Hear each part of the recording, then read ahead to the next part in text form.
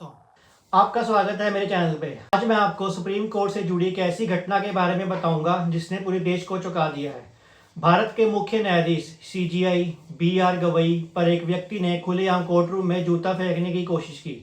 जी हाँ, वो जगह जहाँ कानून और न्याय की सबसे ऊंची कुर्सी होती है, वहाँ इस तरह का हंगामा होना अपने आप में हैरान कर देने वाला है। आखिर ये सब क्यों हुआ, कैसे हुआ और इसके पीछे कौन सी पुरानी बातें जुड़ी हुई हैं, आइए इस पूरे घटनाक्रम को जानते हैं। आगे बढ़ने से पहले मेरे चैनल को लाइक, सब्सक्राइब और शेयर करना मत भूलिए और बेल आइकन को जरूर दबाएं।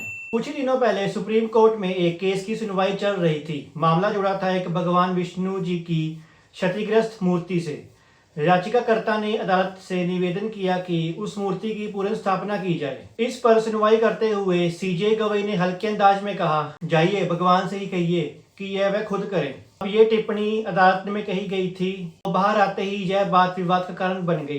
कई लोगों ने इसे सनातन धर्म का अपमान बताया। सोशल मीडिया पर बहस शुरू हो गई, धार्मिक संगठनों में नाराजगी दिखी और धीरे धीरे इसका विरोध बढ़ने लगा। 6 अक्टूबर 2025 सोमवार का दिन सुप्रीम कोर्ट की कार्रवाई हमेशा की तरह शुरू हुई। मुख्य न्यायाधीश बी.आर. गवई अपनी बेंच पर थे और अन्य जज व वकील भी मौजूद थे। अचानक एक व्यक्ति जो वकील के गाउन में बैठा था खड़ा हुआ और उसने अपनी जेब से जूता निकाल दिया। इससे पहले कि कोई समझ पाता, उसने जूता मुख्य न्यायाधीश की तरफ फेंकने की कोशिश की। अदालत में अफरा तफरी मच गई, लोग चौंक गए। वह जूता सीजे तक पहुंच ही नहीं पाया। सुरक्षा कर्मियों ने तुरंत उसे काबू में कर लिया। बाद में पता चला कि वह व्यक्ति कोई आम आदमी नहीं बल्कि खुद एक 71 वर्षीय अधिवक्ता राकेश किशोर है, जो सुप्रीम कोर्ट बार एसोसिएशन से रजिस्टर्ड बताए जाते हैं। जैसे ही उन्हें सुरक्षा ने पकड़ लिया और बाहर ले जाया जाने लगा, वह नारे लगाने लगे, सनातन का अपमान हम नहीं सहेंगे, सनातन का अपमान हम नहीं सहेंगे। पूरा कोर्ट रूम इस नारेबाजी से गूंज उठा। सारे घटनाक्रम में सीजे की प्रतिक्रिया क्या रही, यहाँ एक बेहद अहम बात है। ऐसे हंगामे में कोई भी गुस्सा कर सकता है या नाराजगी दिखा सकता है, लेकिन सीजे गवई ने बहुत शांति और संयम से काम लिया।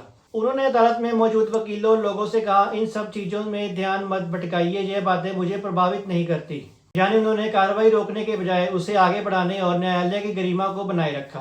आरोपी को सुप्रीम कोर्ट की सुरक्षा टीम ने तुरंत दिल्ली पुलिस के हवाले कर दिया। अब उससे पूछताछ की जा रही है कि उसने यह कदम क्यों उठाया और क्या यह केवल व्यक्तिगत नाराजगी थी या किसी बड़े संगठन की योजना थी। इस घटना के बाद सुप्रीम कोर्ट की सुरक्षा व्यवस्था पर भी सवाल उठे हैं, क्योंकि अगर एक व्यक्ति जूता लेकर अंदर तक पहुंच सकता है तो यह भविष्य में और गंभीर घटनाओं का कारण बन सकता है। जैसे ही यह खबर बाहर आई, राजनीतिक गलियारों और सोशल मीडिया पर हलचल मच गई। कुछ लोगों ने कहा कि धार्मिक भावनाओं के आहत होने से ही ये गुस्सा भड़का। वहीं ज्यादातर लोगों ने इसे न्यायपालिका की गरिमा पर हमला बताया और कहा कि विरोध जताने की और भी तरीके हैं। कानूनवादियों का मानना है कि अदालत जैसी जगह पर इस तरह की हरकत लोकतंत्र और न्यायपालिका के सम्मान के खिलाफ है। तो इसका विश्लेषण ऐसे बता सकते हैं कि क्या इस कमेंट पर इतना बड़ा मुद्दा बनाया जाना जरूरी था? जस्टिस ने जो बात करी, क्या उसका जवाब इस तरीके से देना चाहिए था?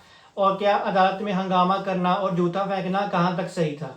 हमारे संविधान में नागरिक को अपनी बात रखने का अधिकार है, लेकिन वह हमेशा कानून और व्यवस्था के दायरे में होना चाहिए। अब देखना होगा कि यह इस मामले में दिल्ली पुलिस और सुप्रीम कोर्ट आगे क्या कदम उठाते हैं। तो दोस्तों, इस पूरे मामले पर आपकी राय क्या है? क्या आपको लगता है कि इस तरह का विरोध उचित था या फिर ये एक अदालत की गरिमा के खिलाफ था?